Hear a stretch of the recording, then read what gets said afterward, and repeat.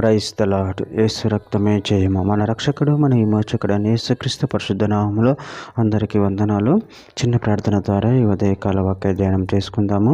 పరిశుద్ధుడ మహాగణుడైన దేవ యేసయ్య సర్వాధికారి నాయన మీకు వేలాది వందనములు కృతజ్ఞత స్తుతి స్తోత్రం చెల్లించుకుంటున్నాను దేవ ఉదయకాలం ప్రభు వాక్య భాగం ధ్యానిస్తుండగా వాక్య భాగం మాకు అర్థమైనట్లు సహాయం చేసి మీ కృపలో బలపరిచి మీకు మాదిరిగా మమ్మల్ని నడిపించి మీ చిత్తమును మా జీవితంలో నెరవేర్చమని చిన్న ప్రార్థన యేసుక్రీస్తు పరిశుద్ధ నామములో అడిగి వేడుకుంటున్నాను తండ్రి. Amen amen. యోబు గ్రంథం 5వ అధ్యాయం 18వ వచనం. ఆయన గాయపరిచి గాయమును కట్టును, ఆయన గాయము చేయును, ఆయన చేతులు స్వస్థపరచును. ఆమెన్. దేవుడి వాక్య భాగం దీవించును కాక. ప్రభునందు ప్రియులారా, ఇక్కడ వాక్య భాగాల్లో గమనించినట్లయితే ఆయన గాయపరిచి గాయమును కట్టును, ఆయన గాయము చేయును, ఆయన చేతులు స్వస్థపరచును.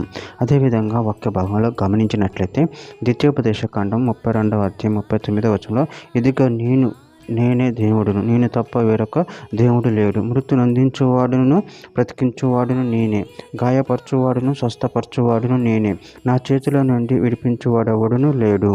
కీర్తన గ్రంథం 147వ అధ్యాయం 3వ వచనంలో గుండె చెదిరిన వారిని ఆయన బాగు చేయువాడు, వారి గాయములు కట్టువాడు. యెషయా గ్రంథం 30వ అధ్యాయం 26వ వచనము. యెహోవా తన జనుల గాయం కట్టి వారి దెబ్బను బాగు చేయు దినమున చంద్రుని వెన్నెల సూర్యుని ప్రకాశం వలె ఉండును, సూర్యుని ప్రకాశము 7 దినముల వెలుగు ఒక దినమున ప్రకాశించినట్లు ఉండును. నిర్గమకాండం 15వ అధ్యాయం 26వ వచనం. మీ దేవుడైన యెహోవా వాక్కును శ్రద్ధగా విని ఆయన దృష్టికి న్యాయమైనది చేసి ఆయన ఆజ్ఞలకు విధేయులై ఆయన కట్టడలన్నిటిని అనుసరించి నడిచిన ఎడల నేను ఐగుప్తులకు కలగచేసిన రోగములలో ఏది మీకు రానియను, నిన్ను స్వస్థపరచు యెహోవాను నేనే అనెను. కీర్తన గ్రంథం 118వ అధ్యాయం 18వ వచనంలో యెహోవా నన్ను కఠినంగా శిక్షించను కానీ ఆయన నన్ను మరణమునకు అప్పగింపలేదు. సామెతల గ్రంథం 27వ అధ్యాయం 6వ వచనంలో మేలు కోరి స్నేహితుడు గాయములు చేయును, పగవాడు లెక్కలేని ముద్దులు పెట్టును.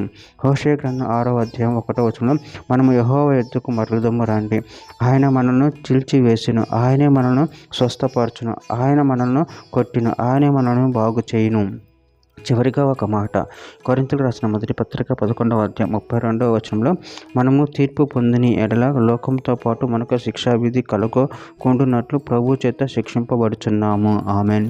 దేవుడి వాక్య భాగం దీవించిన కాక. చిన్న ప్రార్థన చేసుకుందాము. పరిశుద్ధుడ మహాగణుడు అని దేవ యేసయ్య, మీరు ఇచ్చిన వాక్యదానాన్ని బట్టి ప్రభావ మీ కృతజ్ఞతలు చెల్లించుకుంటూ మీ ప్రేమ కృపలు మమ్మల్ని నిరంతరం కాపాడి నీకు మాదిరిగా మమ్మల్ని నడిపించమని చిన్న ప్రార్థన యేసుక్రీస్తు పరిశుద్ధ నామములో అడిగి వేడుకుంటున్నాను తండ్రి. Amen amen amen.